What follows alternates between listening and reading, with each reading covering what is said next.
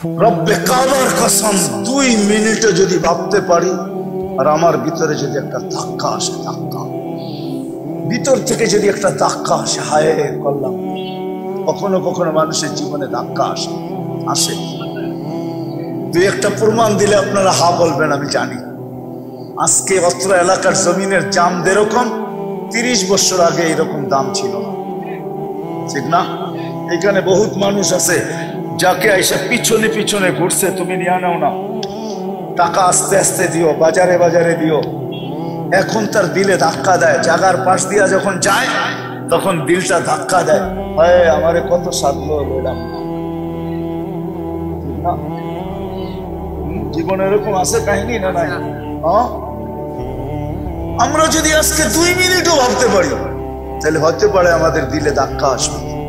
আর এই ধাক্কা আমার দিল পর্যন্ত সীমিত থাকবে না, রব্বে কাবার কসম আরশ পর্যন্ত পৌঁছবে।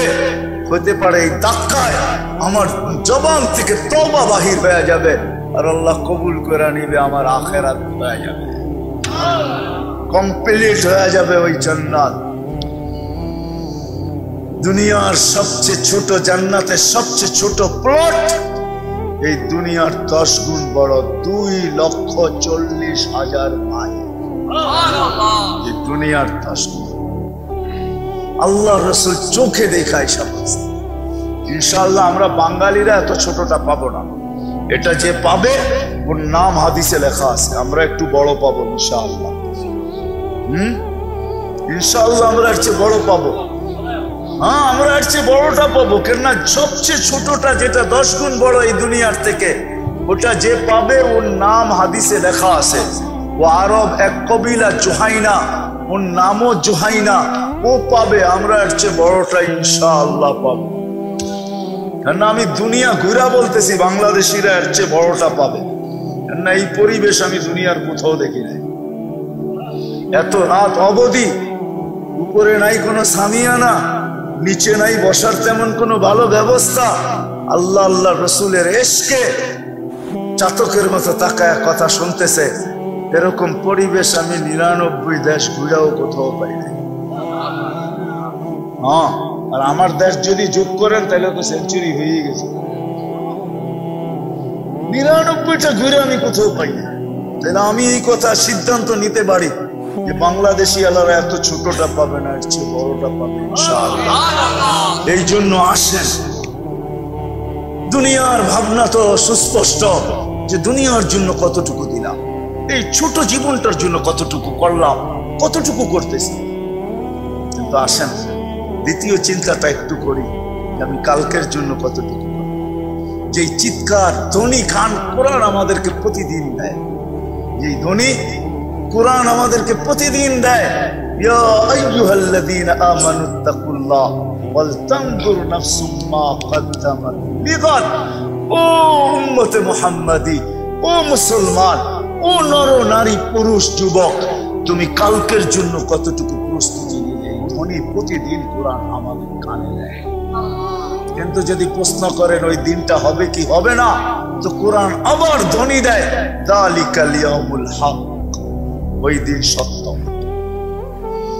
যালিকাল ইয়াউমুল হক, বাজবে কে? যালিকাল ইয়াউমুল হক, ফামান শাআ ইয়াত্তাখিযা ইলা রাব্বিহি মাআবা। যে আল্লাহর আশ্রয়ে আসবে সেই বাঁচবে, সে ছাড়া কেউ বাঁচবে না। বিদায় সত্য এটাই। প্রথমেই আমি বলছি, যদিও আমাদের বিবেক বুদ্ধি আমাদেরকে বুঝতে দেয় না, বিদ্যা বুঝতে দেয় না, সমাজ বুঝতে দেয় না, অবস্থান বুঝতে দেয় না, কিন্তু আমার বোঝা উচিত কালকে আমার পাশে আমি কাউকে পাবো না, আমি নিরেট একা হয়ে যাব, কাউকে পাবো না, রব্বে কাবার কসম কাউকে পাবো না। এই জন্য এখন যদি ভাবতে পারি তাহলে হয়তো সলিউশন বাহির হয়ে আসবে, সমাধান বাহির হয়ে আসবে। সত্য এটাই, কবরবাসীরা এখানেই আছে, এদের আয়োজনেই আপনাদের আয়োজন, কবরবাসীদের জন্যই আপনাদের আয়োজন, তাও বৎসরে একবার, ঠিক না?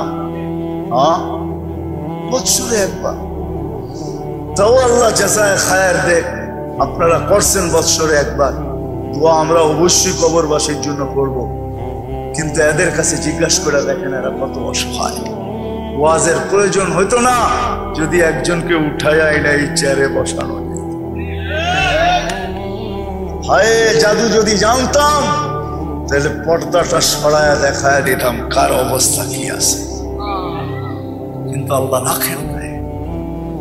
এই জন্যই হাতে পায়ে ধরে বুঝাইতে চেষ্টা করতেছি। কি বলেন, চিন্তা করবেন?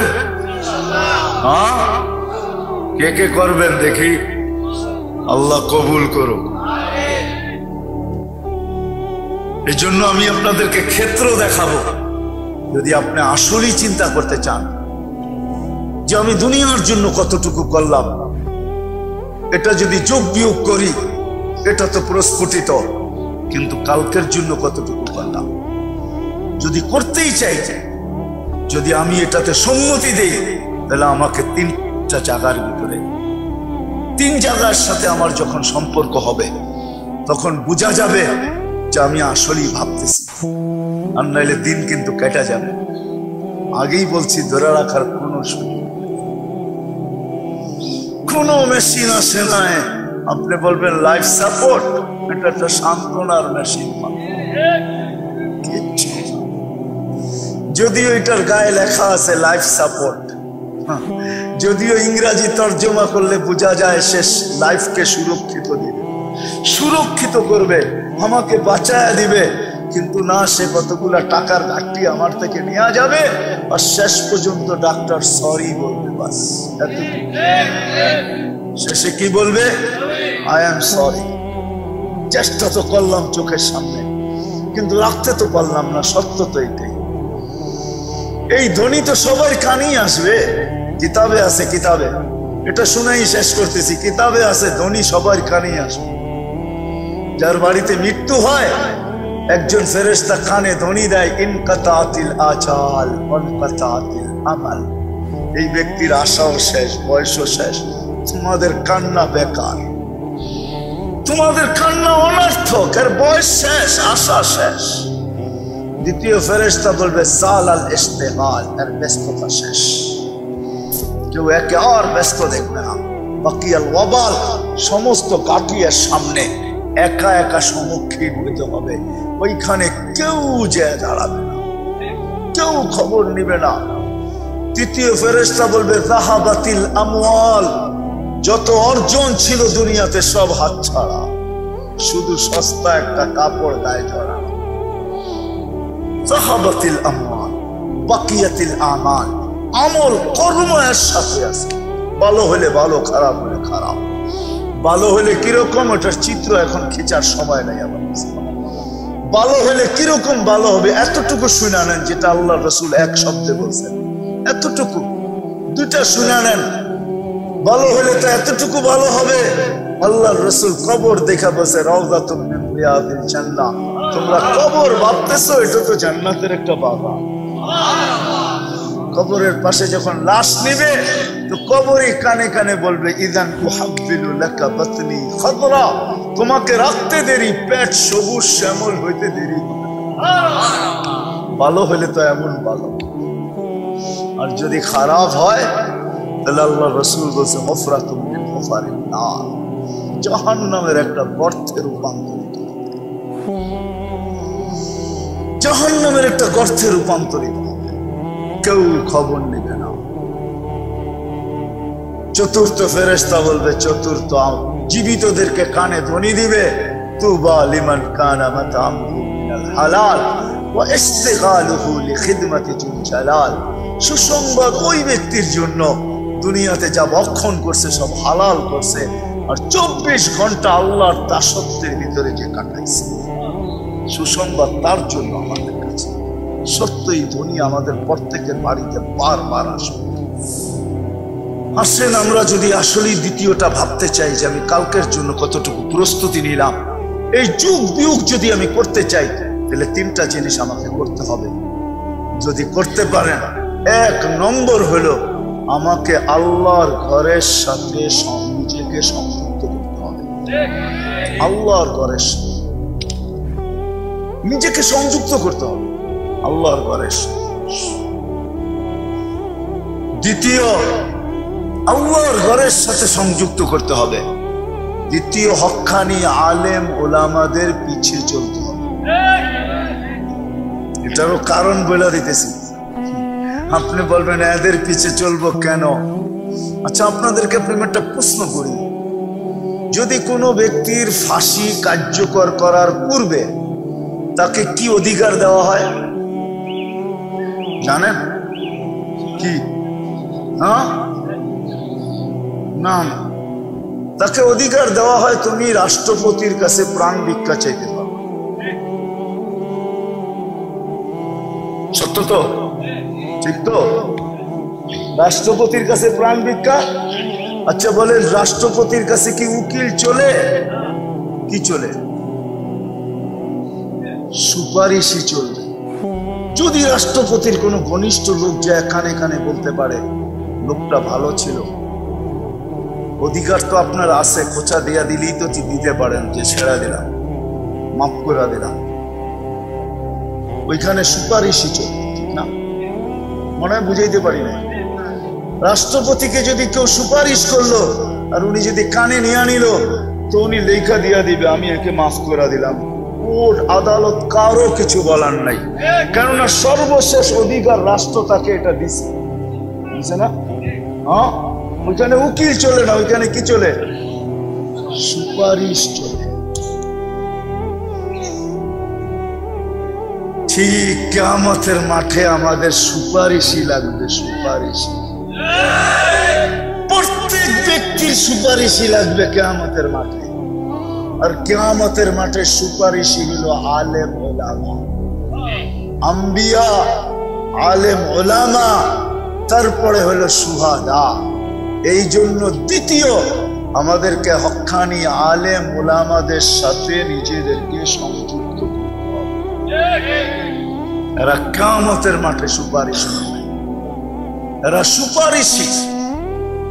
এই জন্য আল্লাহ কিয়ামতের মাঠের কথা নিজেই বলছে, মালিক ইয়াউমিদ্দিন, আমি কিয়ামতের মাঠের মালিক, আমি কাজী না, আমি জজ, কানুনের অধীন। সে কানুনের বাহিরে যায়, সংবিধানের বাহিরে যায় কিচ্ছু করার ক্ষমতা রাখে না। কিন্তু শেষমেশ রাষ্ট্রপতি সংবিধানের অধীনে না, তার হাতেই ক্ষমতা আছে, সে মালিক, সে ইচ্ছা করলে মাফ করে দিতে পারে। আল্লাহ কিয়ামতের মাঠের মালিক, আল্লাহ কাজী না। এই জন্য এখানে সুপারিশই চলবে। আর হক্কানি আলেম ওলামা হলো কিয়ামতের মাঠে সুপারিশী। আরেকটা কথা শুনে নেন, এই উম্মতকে আল্লাহ ডাইরেক্ট জাহান্নামে পাঠাবে না, ফয়সালা হইলেও পাঠাবে না। এই উম্মতকে এক জায়গায় নিয়ে একত্রিত করবে, যেই জায়গা দিয়ে হক্কানি আলেমরা জান্নাতে যাবে।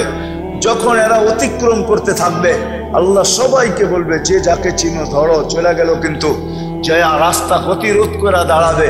হুজুর দুনিয়ায় পরিচিত ছিল, মহব্বতের ছিল, ভালোবাসা ছিল, আসা যাওয়া ছিল, কোথায় চললেন? আমরা তো জান্নাতে যাব, আমাদের তো ফয়সালা হয়ে গেছে, শুনছি আপনারা নাকি সুপারিশ করতে পারেন, সুপারিশ করলে আল্লাহ গ্রহণ করবে, আপনারা নাকি সুপারিশই, সুপারিশের অধিকার দিছে আমাদের জন্য, করেন না? তো আলেমরা তখন আল্লাহকে বলবে, আল্লাহ যাইতেছিলাম জান্নাতে বটে কিন্তু যাব না। আল্লাহ জিজ্ঞেস করবে কেন? এগুলো তো সবই বন্দরের, কারে রাইখা যাবো? সব তো বন্দরের পাবলিক, পরিচিত, কাকে রেখা যাব? আল্লাহ রহমতের জোশ আসবে আর আল্লাহ বলবে যে যাকে চিনো নিয়ে আসো। আচ্ছা, আরেকটা যুক্তি দিতেছি আপনাদেরকে, একজন আলেম 400 জনকে নিয়ে যাবে। কিন্তু আমাদের এখানে বহুত লোক মরে মরে ভাবতেছে হুজুররা তো বান্দরামি কম করে না, ঠিক না? বান্দরামি বললাম, ঠিক না? আমারটা আমার বলতে তো অসুবিধা নাই, ঠিক না? আমার জাতি বইরা রাগ হবে না মনে হয় ইনশাআল্লাহ, ঠিক না? গুনাহ এরাও করে, ঠিক না? এটারই বান্দরামি বললাম। কিন্তু গুনাহ করলে কি হবে? কিতাব এটাই বুঝায়, গর্তের পিপিলিকা থেকে নিয়ে সমুদ্রের মাছ পর্যন্ত সমগ্র সৃষ্টি 24 ঘন্টা এদের জন্য আল্লাহর কাছে ইস্তেগফার। আপনার জন্য কে করতে থাকে? আপনার মনে হয়তো দাগ কাটতেছে, এরাও তো গুনাহ করে, করুক না। হায় হায়,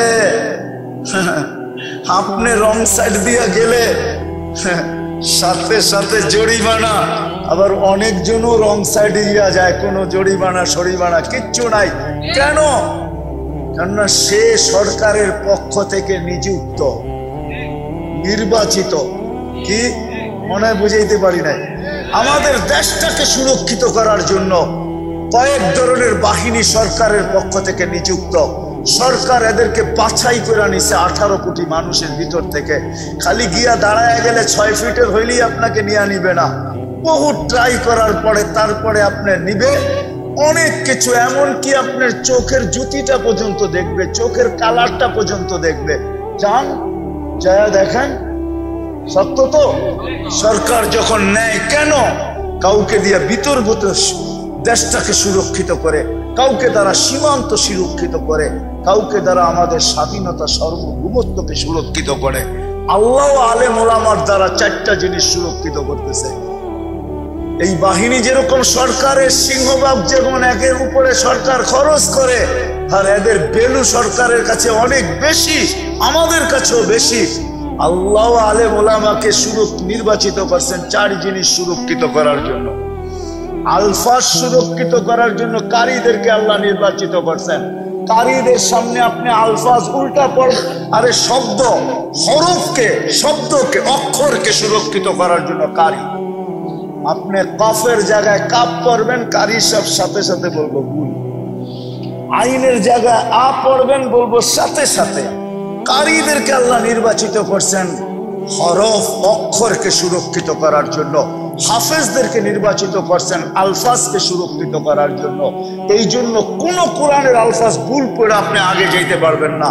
হাফেজ সব জায়গাটা জায়গা আপনাকে থামায় দিবে, আপনি ভুল পড়ছেন। আলেম ওলামাদেরকে নির্বাচিত করছেন কোরআন হাদিসের অর্থকে সুরক্ষিত করার জন্য।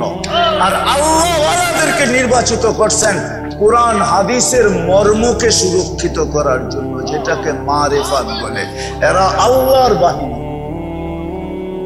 60-70 বছরের জীবনটার জন্য কতটুকু করলাম, যা করলাম বটে, কিন্তু আমি তো কিছুই নিতে পারবো না।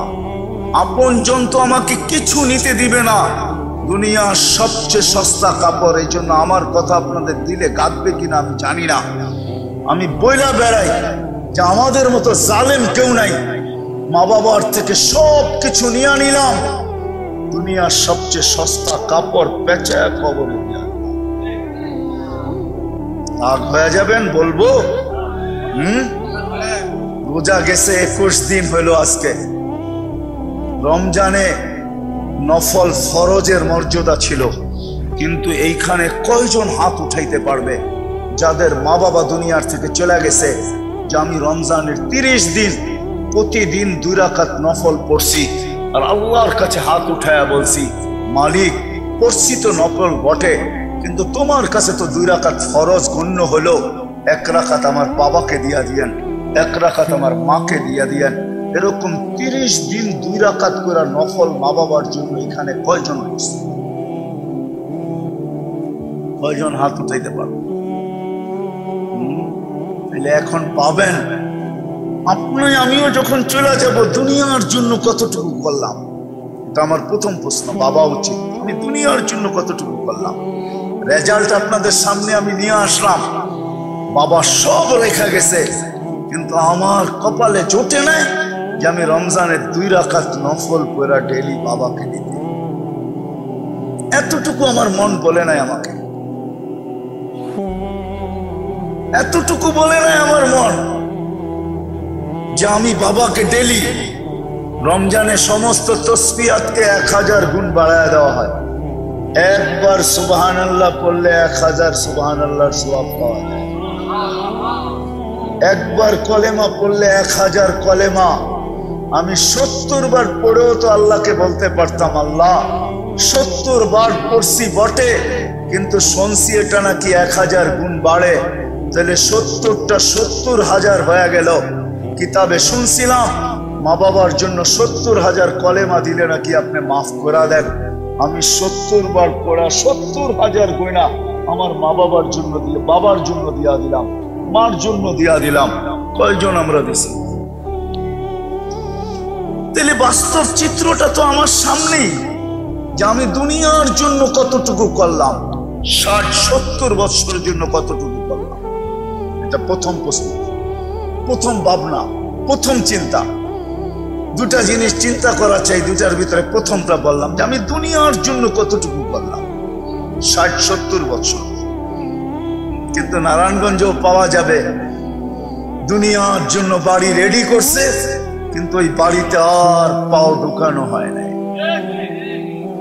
ওই বাড়িতে পাও ঢুকানো হয় নাই। আছে নারায়ণগঞ্জে পাওয়া যাবে না, যাবে না? ওই বাড়িতে আর পাও ঢুকানো হয় নাই। তো আমি দুনিয়ার জন্য কতটুকু করলাম। দ্বিতীয় আমার ভাবনা আপনাদের কাছে চিন্তার বিষয়, সেটা আমি বললাম যে দুটা চিন্তা আমার করা উচিত। আমি বিবেকমান বিদায়, আমি বিদ্বান বিদায়, আমি বুদ্ধিমান বিদায়, চিন্তা ক্ষমতা আছে বিদায়, আমি সৃষ্টির সেরা বিদায়। আমাকে দুটা জিনিস চিন্তা করা উচিত যে আমি 60-70 বছরের জন্য আমি কতটুকু করলাম। 60-70 বছরের জন্য আমি কতটুকু মাথার ঘাম পায়ে ফেললাম, কতটুকু আমি অর্জন করলাম। কিন্তু নিতে তো পারবো না।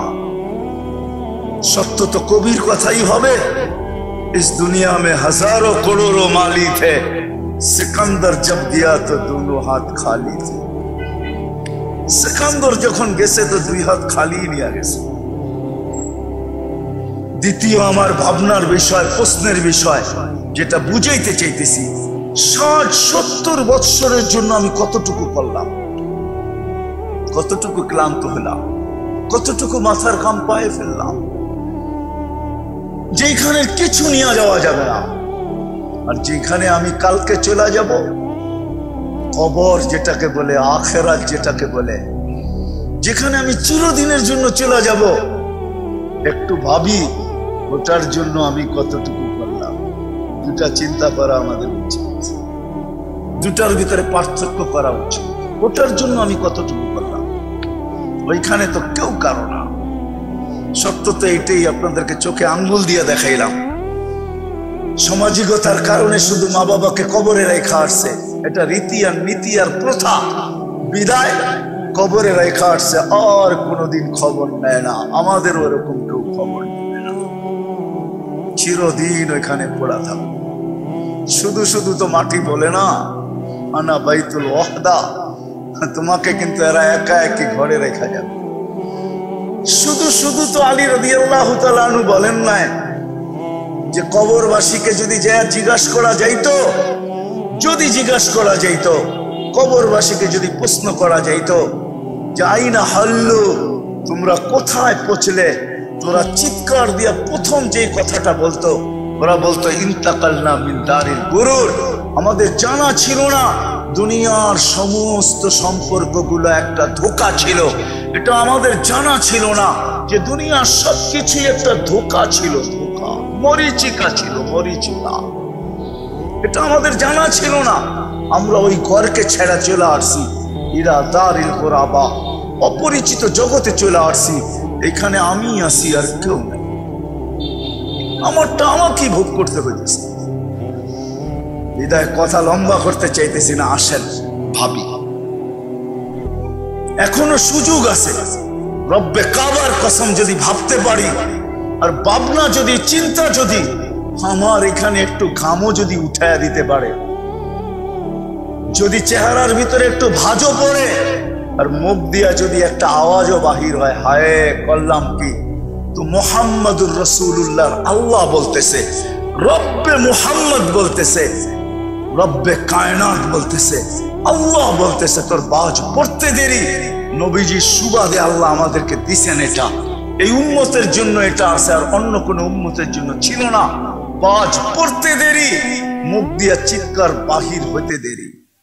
যদিও চিৎকার কারো কানে না যাক, শুধু আমার কান পর্যন্তই সীমিত থাক, কিন্তু এটা আরশ পর্যন্ত পৌঁছবে আর ধাক্কা লাগাবে। আর আল্লাহ ছুটে আয়সা বলবে, আমি হাদিস দিতেছি, ফালাম্মা তায়াক্কানতা বিল বাওয়ার ওয়া যানানতা আন্নাকা মিন আহলিন নার মানাহতু ইলাইকা রিদওয়ানি ওয়াল্লাইতু ইলাইকা গুফরানি কুলতু লাকা লা তাহজান গফারতু লাকা যুনুবা ওয়াল আওসার ওয়া লিআজলিকা সাম্মাইতু নাফসি আল আজিজুল গফফার। আফসোস আপনারা যদি আরবি জানতেন তাহলে মজা হতো। আল্লাহ চিৎকার দিয়ে বলবে, এত চিন্তিত, রাজার চাদর দিয়ে তোকে ঢাইকা দিলাম, মাগফিরাতের ভিতরে ডুবায় দিলাম। আয়েশা সান্ত্বনা দিবে, চিন্তার কোনো কারণ নাই, তোর চেহারার বাজ আমাকে আমার জায়গায় থাকতে দেয় নাই, আমি তোর গুনাহ মাফ করে দিলাম, তোর জন্যই তো আমি আজিজুল গফফার। সীমারেখা কতটুকু? কণ্ঠনালীতে রু আসার পূর্ব মুহূর্ত পর্যন্ত কার্যকরী হবে, শুধু এই উম্মতের জন্য, আর কারো জন্য ছিল কি ছিল না আমি জানি না, কিন্তু এই উম্মতের জন্য আমাদের নবীজির সুবাদে আমাদের জন্য আল্লাহ সুযোগ দিছেন, বলে দিছেন। তাও নবীজির চোখের পানির কারণে বড় কাঁদতেন উম্মতের জন্য। আজকে তো এই মজলিসে একজনও পাবো না, আমি পাবো কিনা জানি না, আমি খুব বলি পাবো কিনা জানি না, যে যতবার এই চুল কাটছি আজ পর্যন্ত সেলুনে যায় কোনো বয়স্ক আর যুবক কেউ সেলুনওয়ালাকে এই কথা বলছে যে আমার চুলটা আজকে আমার নবীর আদর্শ মতে কেটে দিবে। যদি বলবে সারা জীবন তো তুমি তোমার ইচ্ছা মতো চুল কাটো, আজকে কেন আদর্শ মতো? বলে আমি একবার হইলেও কেটে নিতে চাই, যাতে কিয়ামতের দিন যখন দেখা হবে তাহলে যেন হাত পাতার সুযোগ হয় যে আমি একবার হলো আপনার আদর্শ মতে চুল কাটছি, আপনি তো সারা জীবন আমার জন্য চোখের পানি ঝরাইছেন, আমি একবার হলো আপনার আদর্শ মতো চুল কাটছি, আমাকে কিছু দেন। একজনও তো পাওয়া যাবে না, অথচ ওনার চোখের পানির কারণেই আল্লাহ আমাদেরকে সুযোগ দিচ্ছেন। কণ্ঠনালীতে রু আসার পূর্ব মুহূর্ত পর্যন্ত সুযোগ আছে। বন্দরের মানুষ ভাবেন, দুটা প্রশ্নই আমি আপনাদের সামনে রাখছি, যে বিবেকমান, বুদ্ধিমান, বিদ্বান, চিন্তাশীল মানুষের দুটা জিনিস ভাবা উচিত। আমি দুনিয়ার জন্য কতটুকু করলাম, এই 60-70 বছরের জীবনের জন্য কতটুকু করলাম, আর ওই চিরজীবনের জন্য কতটুকু করলাম। রব্বে কাবার কসম, এখানে ভিক্ষা করেও জীবন কাটানো যায়, ওইখানে ভিক্ষা করে কাটানো যাবে না। এই জন্যই তো কোরআন আমাদেরকে বুঝায়, না হলে আল্লাহ আমাদেরকে বাধ্য করতেন। নাইলে আপনি কি মনে করেন 5 বেলা আল্লাহ ডাকে, আর আমরা সবাই গার তেরা করে যার মতে যেদিক মনে চায় চলে যাই? কি রাগ হয়ে গেলেন? হ্যাঁ, গার ফিরে যার যেদিকে মনে চায় চলে যাই। 5 বেলা কে ডাকে? আল্লাহ ডাকে। আল্লাহ কে? এক ফোঁটা পানির থেকে আপনাকে অস্তিত্ব দিয়েছে। যান ওই পানি নিয়ে পর্যালোচনা করেন, দেখেন বিজ্ঞান ওই পানি নিয়ে কি বলে। ওই পানির থেকে আপনার আমার অস্তিত্ব, যে আল্লাহ অস্তিত্ব দিছে, যে আল্লাহ অস্তিত্ব দেওয়ার পরে নিশ্চয়ের জগৎ থেকে বাহির করে আমাকে স্বয়ং সম্পূর্ণ করছে। মার পেটের থেকে যখন আসছিলাম তো আমার মতো অসহায় দুনিয়াতে কোনো সৃষ্টি ছিল না। মানুষের চেয়ে অসহায় কোনো সৃষ্টি জমিনে পা রাখে না, রাখেও না, রাখবেও না। আমরা সর্বদিকে অসহায় ছিলাম, আল্লাহ স্বয়ং সম্পূর্ণ করছেন। 24 ঘন্টা সুরক্ষিত করেন। হায় হায়, 24 ঘন্টা 550 লিটার অক্সিজেন নেই, আজ পর্যন্ত একবারও বিল আসে নাই, মৌত পর্যন্ত আসবে না। বিনা পয়সায় ডেলি 550 লিটার অক্সিজেন দিতেছে। আপনার নাকের সামনে একটা মেশিন লাগানো আছে, আপনি জানেন না। যখন আমরা শ্বাস ছাড়ি তখন আমরা দূষিতটাকে ছাড়ি, বাহির হয় ভিতর থেকে দূষিত, আবার যখন নেই তখন পিওরটা নেই। ছাড়া নেওয়ার ভিতরে দূরত্ব কতটুকু জানেন? যেটাকে আপনাদের বিজ্ঞান বলে ন্যানো সেকেন্ড। হাফ সেকেন্ডের অর্ধেক, হাফ সেকেন্ডের থেকেও কম। এখানে এক কুদরতি মেশিন লাগানো আছে, যেটা আমি ছাড়ছি, প্রয়োজন যেটা ওটাকে সরায়া দেয়, আর যেটা প্রয়োজন না ওটাকে রিফাইন করার সাথে সাথে আমাকে পিওর করার সাথে সাথে সাপ্লাই দেয়। যদি মেশিন দিয়ে সাপ্লাই পিওর করতে হইতো, আপনি বলবেন আমরা তো বইতে পড়ি গাছ আমাদেরটা পিওর করে দেয়, ঠিক না? আমাকে বুঝাইতে হবে না, আমি যুক্তি তর্কতে যাইতে চাই না, কিন্তু আমি ভালো মতো বুঝি সহজ কথা, এটা কুদরত এটাকে রিফাইন করে আবার আমাকে টানতে দেয়। আধা সেকেন্ডের কম সময়ের ভিতরে গাছ এটাকে নিবেই বা কি করে, আর পিউরটা আমাকে দিবেই বা কি করে। আমি কি সারাদিন গাছের ডালে উঠে বসে থাকি নাকি, না নিচে বসে ঘুমাইতে থাকি? আমাকে চিনাইতে হবে না, আমি সাহারা মরুভূমি তিনবার দেখছি। দুনিয়ার সাহারা মরুভূমি আমার চেয়ে বেশি কেউ বাংলাদেশের দেখে নাই। আমি তিনবার সাহারা মরুভূমি দেখছি। আমি জানি মরুভূমিতে কত লোক বাস করে, আমি জানি আমি এই মাথার থেকে ওই মাথায় কত কিলোমিটার অতিক্রম করছি, আমি জানি। ওইখানে কোনো গাছপালা নাই, ওইখানের মানুষগুলো শ্বাস নেয়, ওইখানের মানুষগুলো শ্বাস নেয়। আর মরুভূমির মানুষগুলা সবসময় মুখ বান্ধা রাখে, কেননা সবসময় এখানে ধুলা উঠতে থাকে। সেই জন্য ওদের সিস্টেমই হলো ওদের সবসময় মুখের ভিতরে একটা রুমাল সাটানো থাকে, আটানো থাকে, এরকম পেঁচানো থাকে, নাইলে মরুভূমির ভিতরে যেই কোনো মুহূর্তে ধুলি জ্বর উঠতে পারে। আর ধুলি জ্বর যখন উঠবে, আর যদি এটা বাধা না থাকে, তাহলে দুলা নাক মুখ দিয়া ঢুইকা দম আটকায় মরে যাবে। এই জন্য সবসময় এটা বাধা থাকে, কখন আসবে কোনো সিগন্যাল দিয়ে আসবে না। আমি নিজেও একদিন 7 দিন ওইখানে অবরুদ্ধ ছিলাম। 7 দিনে 1 হাত দূরে কিছু দেখা যায় না, 7 দিন পরে ক্লিয়ার হয়েছে। আমি দেখা বলতেছি, কোনো মিডিয়া সিডিয়া না, কিতাব পড়া। আল্লাহ আমাকে দুনিয়া ঘুরাইছেন অনেক, বেঁচে থাকলে আরো ঘুরার শখ আছে আমার। দেখতে চাই আল্লাহ কি বানাইছে দুনিয়ার ভিতরে। সিরু ফিল আরদি ফানজুরু কাইফা কানা আকিবাতুল মুকাদ্দিবিন। দেখতে চাই আল্লাহ দুনিয়ার ভিতরে কি বানায় ছড়ায় রাখছে। ইচ্ছা আমার, এই জন্য আমি ঘুরা বলতেছি আপনাদের।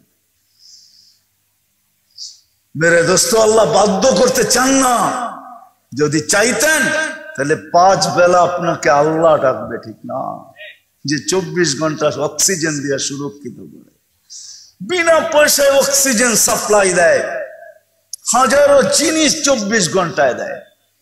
কয়টা আমি বলবো আপনাকে, দেখাইলে আমি শরীরের ভিতর থেকে দেখাইতে পারি, আপনাকে তাক লাগায় দিতে পারি আল্লাহ কি কি একটা শরীরের ভিতরে দিছে। আল্লাহ বিনা পয়সায় সব সার্ভিস দিতেছেন, বিনা পয়সায় সার্ভিস দিতেছেন, একটা পয়সা নেন না।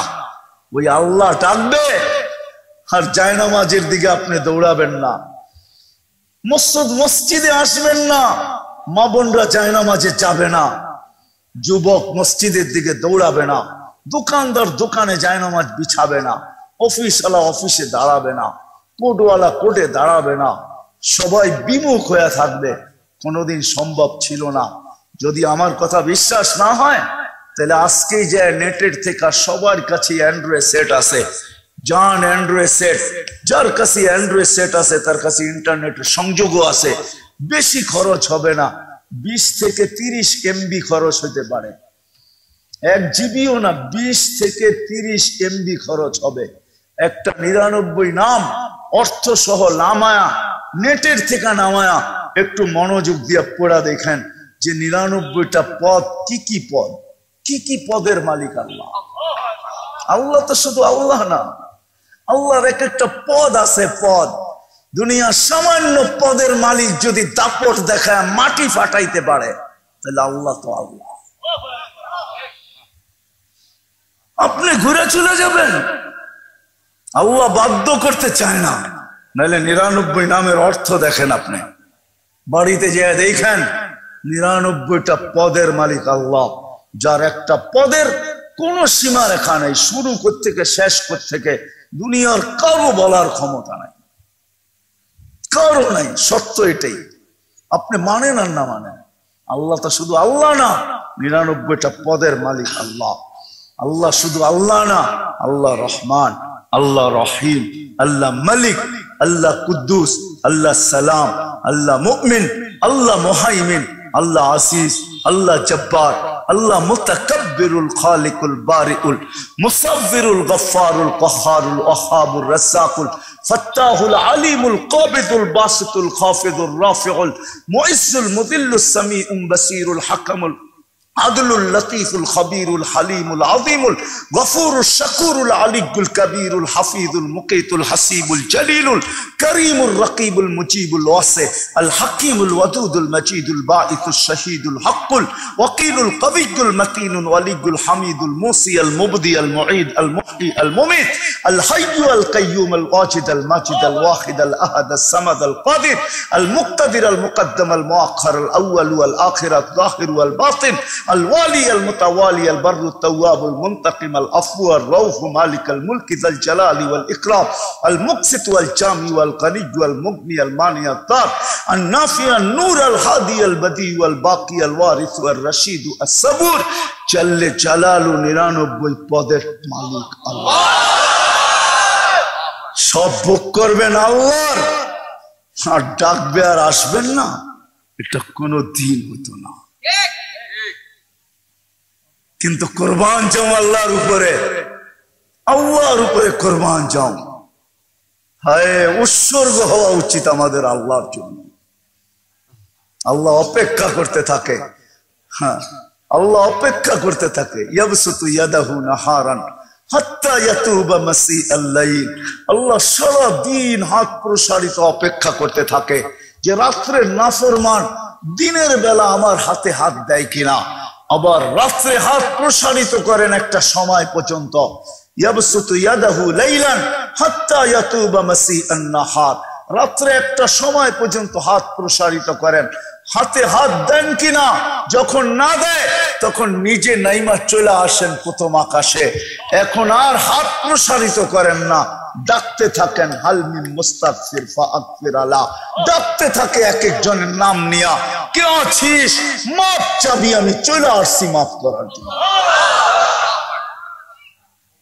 আসেন ভাবি ভাবি কালকের জন্য কি প্রস্তুতি দুনিয়ার জন্য কতটুকু করলাম কালকের জন্য কতটুকু করলাম একটু ভাবি এখন যদি ভাবতে পারি অ্যানসার আসবে আর নাইলে একদিন ভাববো অবশ্যই ভাববো এতে কোনো সন্দেহ নাই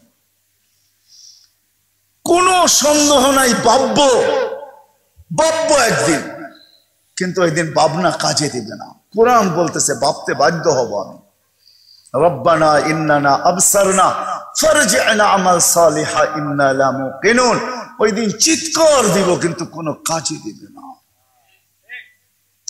দিবে না আমি তো বলি হায় মুহাম্মদুর রাসূলুল্লাহ সাল্লাল্লাহু আলাইহি ওয়াসাল্লামের মতো নবী পাইলাম আর ওনার উম্মত হইলাম তারপরও যদি দুচোখে গেল তার চেয়ে বড় হতভাগা কেউ হবে না এই জন্য আসেন আজকে যদি চিন্তা করতে পারি যে আমি দুনিয়ার জন্য কতটুকু করলাম ওইখানের জন্য কতটুকু করলাম কেন যাওয়ার সময় কারো নির্ধারিত নাই ওইখানে কেউ কারো দিকে তাকাবে না কুরআন এটাই বুঝায় ইয়াউমা ইয়াফিরুল মারউ মিন আখি ওয়া উম্মিহি ওয়া আবি ওয়া সাহিবাতিহি ওয়া বানি লিকুল্লি ইমরিইন মিনহুম শা'নুন ইউগনি লা ইয়াসআলু হামিমুন হামিমা বন্ধু বন্ধুর দিকে তাকাবে না যুবক আজকে তো ফোন দিতে দেরি ছুটে আসতে দেরি করে না ওই দিন কেউ কারো দিকে তাকাবে না লা ইউজসি ওয়ালিদুন আন ওয়ালাদিহি শাইআ ওয়ালা মাউলুদুন আন ওয়ালিদিহি শাইআ মা আগনা আন্নি মালিয়া দুনিয়ার কোন পরিচয় ওই দিন কাজে লাগবে না যদি লাগতো তাহলে একমাত্র আবু তালেবের জন্য লাগতো কারোর জন্য যদি নাও লাগতো আপনি আপনার নবীকে চিনেন না আমাদের নবীজির হাতের ছোঁয়াও জাল লাগছে তার ভাগ্য খুলে গেছে শুধু হাতের ছোঁয়া হাত দিয়ে এরকম ছুঁয়া দিয়েছেন ওর ভাগ্য খুলে গেছে ইশারা করছেন ভাগ্য খুলে গেছে আনাস রাদিয়াল্লাহু তাআলা আনহুর দস্তরখানে খায়া হাত মুছছেন উনি জীবন ভর এই দস্তরখানকে পানি দিয়া পরিষ্কার করেন না আগুন দিয়া করছেন আগুন ময়লা খায়া ফেলছে একটা সুতো খেতে পারে না যার হাতের ছোঁয়া লাগলে দুনিয়ার আগুন জ্বালাইতে পারে না আবু তালেব 6 বছর 6 মাস বয়সে বাতিজাকে বুকে নিছেন বুকে 50 বছর 6 মাস 10 দিন যেই দিন ওই দিন বুকের থেকে নামায় একটা চিৎকার দিয়া দুনিয়ার থেকে চলে গেছেন 44 বছর 10 দিন বাতিজাকে সিনার ভিতরে রাখছেন তাইলেও আবু তালেবের জন্য কাজে লাগতো কিন্তু লাগে নাই। আল্লাহ রসুল নিজের হাতে আবু তালেবকে কবরে নামাইছেন আর চিৎকার দিয়া বলছেন, আম্মি আম্মি মা তারাক্তালি সাবিলা, চাচা চাচা চাচা আমার জন্য কোনো রাস্তা রাখলেন না। আমি যে আল্লাহর কাছে হাত উঠাবো, কোন রাস্তা আপনি রেখা গেলেন না।